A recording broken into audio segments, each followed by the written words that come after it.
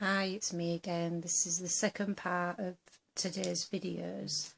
I've had to write another little note, because basically I had a sleep about, I only woke up about half an hour ago, so brain's not exactly working how I want it to anyway, and when I've just woken up it's just as bad. So I wrote my little list of things that I wanted to talk about this time. Yeah, basically the first video was saying that I was going out for the morning with Marco and baby to see his mother-in-law at the market, and that I was feeling a bit worse for wear because I'd had a few glasses of wine last night, and yeah, it wasn't too bad really. I did feel a bit on edge, but yeah, it was nice to have a quiet walk around the market and just have some quality time together as a family. We bought baby a few bits, got her some books and dolls, and she had a little walk around with her new reins on. So yeah, it was a really nice day. But when I came home I was so tired that I had to sleep. I've had like a couple of hours sleep, which is the usual thing as well. Because of the medication that I'm on, I get really tired, and I'm lucky if I can make it to about 4 or 5 o'clock without struggling to keep my eyes open. So yeah, my medication does affect me. It works, but obviously there's side effects. I'm on citalopram, 40 milligrams, and I have been on it now for I started taking it again when I was about 6 months pregnant with Emily, because the doctor took me off it when I found out I was pregnant, but then I started suffering really bad with my anxiety and depression, and the midwife told me that the doctor should never have took me off it in the first place because it was safe to take during pregnancy. So yeah, not only was I going through morning sickness, I was also doing detox from my tablets, then started suffering with my anxiety and my depression again, then had to go through the side effects of having to start the tablets again, because it takes about a month for it to get into your system. So you do suffer from a few things while your body slowly gets used to taking the tablets. So I'm getting a bit sidetracked now. Yeah, so I've had a sleep. Feeling okay at the minute. I'm going to go out for a run in a bit, because that's another thing that I'm trying to do to help, is try and get my fitness back on track. Before I got pregnant with Emily, she's 16 months old now. I used to go running 3 to 4 times a week, about 3 or 4 miles per run, and I got my weight down to about 9 stone 5, and I felt brilliant. The exercise really does help me with my illness, but it seems to have slipped completely. Still trying to lose the baby weight. It just feels like I've got no motivation to do anything at the minute because I feel so tired all the time. Yeah, it's like I can't be bothered. I'd rather just stay in my safe bubble and not go out. So it is a struggle, but yeah, like I said, I want to get that back on track too. I'm just checking my list, 1 second. Blah blah blah. Been to the market. Oh yeah, I missed out that I had a snow cone, which was really nice. Yeah, a few things that I've missed out the past couple of videos because I've forgot to talk about it, basically, because when I'm under pressure I get blank mind, so I forget what I was going to say and things like that, right? Basically, it's about my SAD and SM, which is social anxiety disorder and selective mutism. Just basically to run through how it affects me. Like I said, how it affects me on a day-to-day basis, and then I started getting upset and turned the camera off, so I didn't exactly get a chance to go through the symptoms.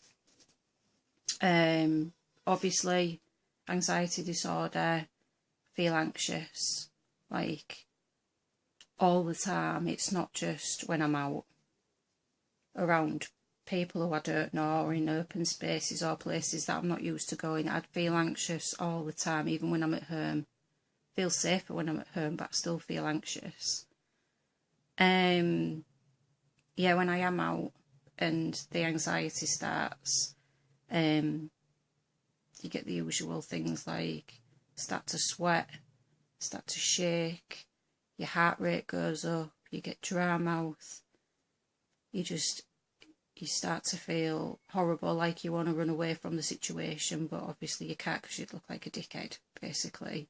So you have to just ride the storm, which is one thing that I've found is a really good way to cope with it, is because I know that after being in the situation that I'm not liking for 5-10 minutes, I start to get used to being in the situation, and then things start to calm down.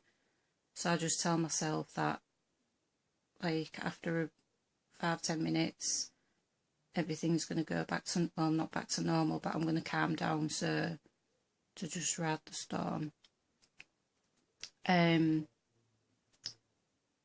Yeah, the other symptom is the throat seizing up, which is the selective mutism. When I start to feel anxious, it's like your throat, like, seizes up, like someone's squeezing your throat and you can't. It's really hard to. I've learned to be able to talk, because obviously if someone asks you a question, if you don't answer them as an adult, as a child, if a child doesn't answer an adult, they're just like, oh, well, she's only a babe. She's only a child, so if she's okay. She's just a bit shy. But if an adult is asked a question or talked to and they don't answer them, they'll be like, something wrong there. There must be something wrong. And it makes me feel uncomfortable as well. So I've learnt to force myself how to talk when I'm feeling like that, which usually I start stammering, and yeah, it's like you can feel your throat shaking. It's doing it now. You probably can't hear it, but yeah, it's like panic. You can feel it here in your chest. It's like, because I'm talking about it, it's happening. Yeah, so we'll change the subject. Yeah, basically your mind goes blank. You can't concentrate on anything. You feel like you're having a panic attack, basically. But I've learnt to keep it inside. When I'm panicking, I keep it all inside. I don't let it out, because the thought of having a proper full-blown panic attack, which I have at home, outside of the house, that's obviously going to draw attention to me. So I've learnt to be able to keep it inside, because obviously that's the whole thing of social anxiety, is you don't want any attention, you don't want people looking at you. You just want to, like, hide in the corner. You don't want to be seen. You don't want the attention. And you get really, really paranoid. Like, if anyone ever says anything in jest, like, I don't know, like saying you've got a big nose, it all of a sudden becomes a problem. If someone says you've got a big nose, that'll be it now. It'll be playing on your mind. Like Marco's mentioned before, that I've said a certain word funny, and now I try my hardest not to say that word, because I know, well, it's playing on my mind all the time that he thinks that I say that word funny. So now I don't say it. And it'd be the same if anyone else mentioned anything, like if someone, I don't know, made a passing comment saying I was common, or then I'd try my hardest not to talk in that way, because even though I try to say to myself that I don't care what other people think and I don't give a shit, I do. And that's not the way I want to be. I want to be happy the way I am. But it's just the way my mind works. I can't help it. It's my disorder. So that's a pretty good description, I think, of how my anxiety makes me feel. Yeah, so the whole point of these videos, what I'm making, is basically,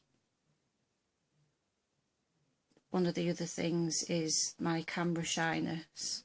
Obviously, because I don't, as soon as I know that I've got a camera pointing at me and there's other people watching me as well, being like this, the focus of attention is one of my main big problems. As soon as I know someone's got a camera out, that's it. My stomach turns and I feel sick. That's how bad it is. And then when I know that the camera's pointing at me, I cannot smile to save my life, because I'm feeling so anxious and so sick that, well, if you felt like that, you wouldn't be able to smile either. And I've got my wedding coming up next year, and obviously I'm going to be the centre of attention, obviously, because I'm the bride. And I don't want to be feeling like that on my wedding day. I want to enjoy it.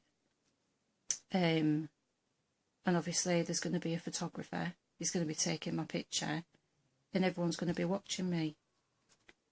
So the whole point of these videos is by next year in June, I want to be able to smile for my wedding photos, and I want to enjoy my day and not be anxious and not be able to talk because of my mutism. So yeah, that's why I'm doing this. So right, I've been talking long enough. It's like 13 minutes now, so I'm going to love you and leave you, and I'm going to go for my run and then have a bath and then go to bed and watch telly with hubby and have some cuddles. So I will see you again tomorrow. Okay, bye.